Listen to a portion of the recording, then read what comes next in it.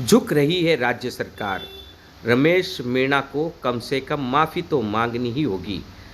मंत्री आपे से बाहर न निकलें और जनप्रतिनिधियों को नाराज न करें तो सरकार दोबारा भी बन सकती है।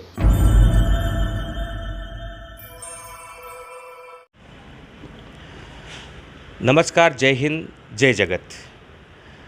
राजस्थान की राजधानी जयपुर में हजारों सरपंच यानी शहर की बड़ी सरकार को हिलाने के लिए गांव की छोटी सरकार एकत्रित होकर यहां पड़ाव डाले हुए है। आज पड़ाव का दूसरा दिन है। कल इनकी मांगों को लेकर सरकार से बात हुई। सरकार ने प्रतिनिधि के रूप में कांग्रेस पार्टी के प्रदेश अध्यक्ष गोविंद सिंह डोटासरा को नियुक्त किया। सौहार्दपूर्ण वातावरण में वार्ता हुई और सरकार ने इनकी बातों को माना, लेकिन लिखित में देने में अड़चन हुई। अड़चन इसलिए कि गोविंद सिंह डोटासरा पार्टी के पद पर है, सरकार में किसी पद पर नहीं है। इसलिए उनके द्वारा लिखी गई बातों को सरकार में तकनीकी रूप से मान्यता नहीं मिल पाएगी। इसलिए आज सरकार के उच्च अधिकार प्राप्त अधिकारियों, हो सकता है मुख्य सचिव या मुख्यमंत्री के किसी विशेष अधिकारी के साथ इन लोगों की मीटिंग होनी है और उसमें जिन मुद्दों पर त्वरित कार्रवाई हो सकती है, त्वरित आदेश मिल सकता है, सरकार ने संकेत दिए हैं, उन आदेश को मानेंगे। बहरहाल पूरी ताकत के साथ आज सरपंच यहाँ जुटे हुए हैं।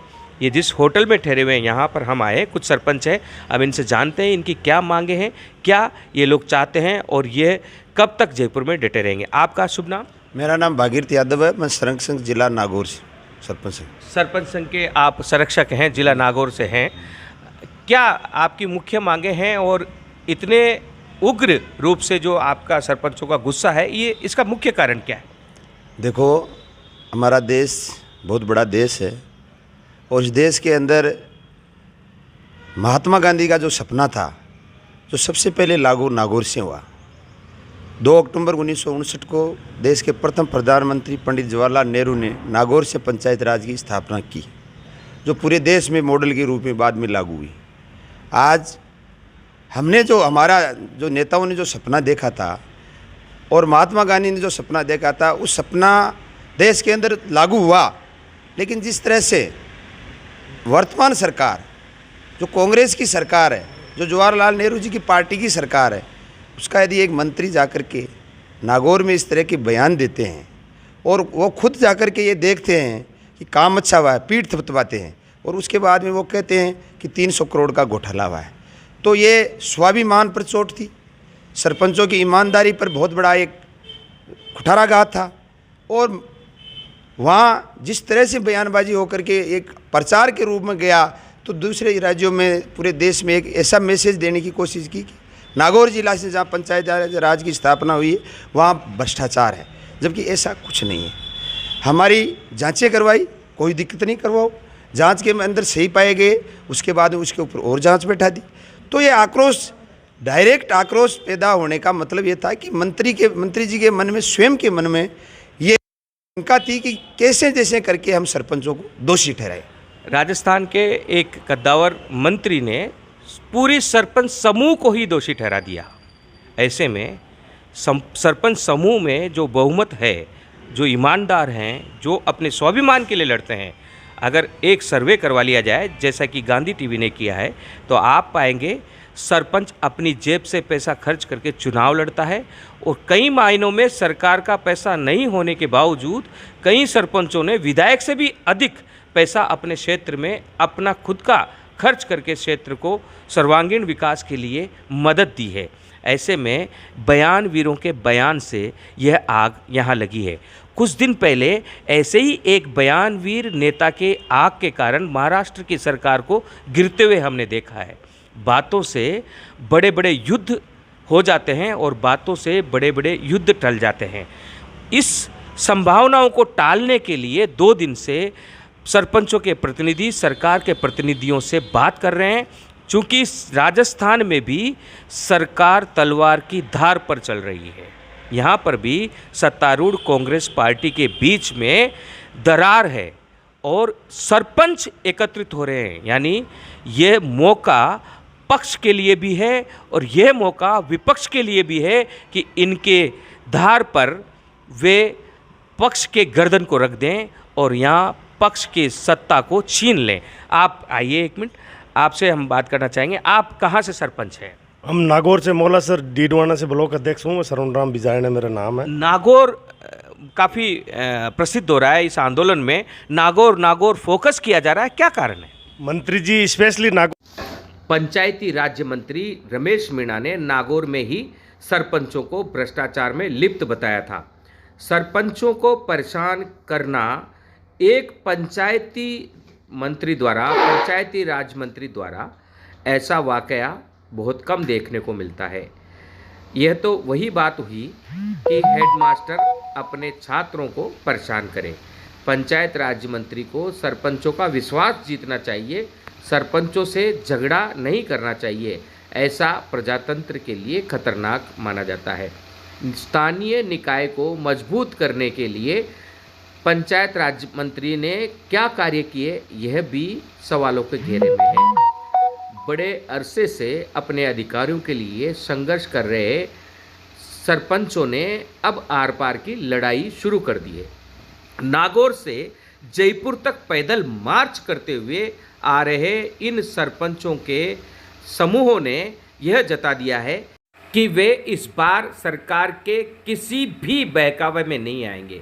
सीधी सी मांग है, 36 सूत्री मांग पत्र को आगे बढ़ाया है। सरकार भी इनकी ताकत के सामने झुकती नजर आ रही है। इस बार सरपंचों के लिए यह स्वाभिमान की लड़ाई है, यह अपने अधिकार की लड़ाई है। निर्माण हो रहा है और आने वाले दिनों में यह पंचायती राज व्यवस्था खत्म कर दी जाएगी। राष्ट्रीय लोकतंत्रीकरण के जितने भी वादे थे सारे खत्म हो जाएंगे। आप अपने जोश को कायम रखें। सरपंच साहिबान, वार्ड पंच साहिबान, उप सरपंचों से निवेदन है, पैदल चलने का प्रयास करें। कहीं थके तो 2 मिनट के लिए रेस्ट कर ले, पर जितना संभव हो सके पैदल चले। नागौर से पैदल चलकर जयपुर पहुंचे इन सरपंचों का दूसरे दिन भी जयपुर में जमावड़ा जारी है। लिखित में अपनी मांगों को मानने के बाद ही इनका धरना स्थल से हटने का इरादा है। हालांकि प्रशासनिक अधिकारी मान मनोबल कर रहे हैं, इनकी मांगों को मानने की बात भी कर रहे हैं। लेकिन गोविंद सिंह डोटासरा से मुलाकात के बाद अब गोविंद सिंह डोटासरा के नेतृत्व में अगले मीटिंग की व्यवस्था की जा रही है। अगले दौर की मीटिंग के लिए तैयारियां की जा रही है। अब राज्य सरकार के अधिकार प्राप्त अधिकारी इन किसान और सरपंच प्रतिनिधियों से बात करेंगे। जी हाँ, ये सरपंच किसान भी हैं। इस प्रकार सरपंचों का जो यह रोष है, यह राज्य सरकार को आने वाले चुनाव में बाधा बन सकता है। इसकी गंभीरता को देखते हुए सरकार ने प्रशासनिक स्तर पर इनकी मांगों को मानने की तैयारी पूर्ण कर ली है। प्रशासनिक स्तर पर विचार विमर्श किया जा रहा है। इनकी मांगों को किस तरीके से माना जाए उस पर विचार मंथन चल रहा है। बहरहाल इन गुस्से में भरे हुए सरपंचों को मंत्री के वक्तव्य से काफ़ी नाराज़गी है। रमेश मीणा अपने वक्तव्य के लिए माफ़ी मांगे, यह भी इन सरपंचों की डिमांड है। गांधी टीवी सरपंचों के अधिकारों के लिए सरपंचों तक स्वराज की भावना को पहुंचाने के लिए अपने लक्ष्य की ओर आगे बढ़ता रहेगा। सरपंचों की बात को आप तक पहुंचाता रहेगा। आपसे निवेदन है कि सरपंच आंदोलन तथा अन्य गतिविधियों और राष्ट्र निर्माण के कार्यों से जुड़ने के लिए हमारे चैनल को सब्सक्राइब जरूर करें। गांधी टीवी एक चैनल मात्र न होकर राष्ट्र निर्माण का मिशन भी है।